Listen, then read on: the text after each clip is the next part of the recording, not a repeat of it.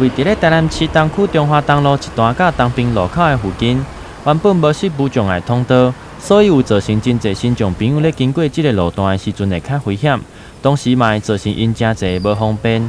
经过民众甲区公所反映了，公所这边已经针对反映的问题来做好处理啊。他没有做到很优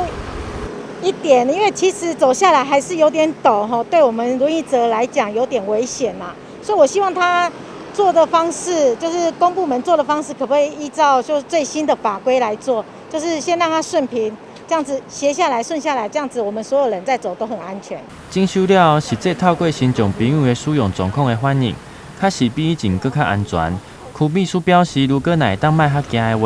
会当参考即卖的法规来去检修，会当互危险更加上低。那我们今天呢来看这个东区中华东路一段跟东平路口的这个路口的改善之前人行道有一个台阶现在已经有给它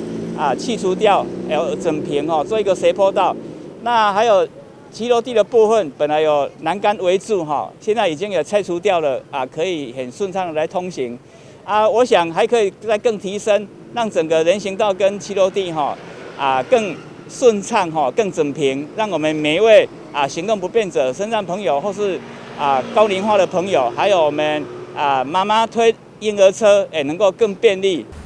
经过会勘了，区公所已经有把问题处理好如果哪个有需要改善的部分，公所这边接到通知，就会赶紧派人处理。同时，嘛会针对东区暗暝时伫无障碍人行道的所在，用上紧的时间甲处理好，并予用路人一个安全搁好行的人行道。台南新闻林跟刘品言采访报道。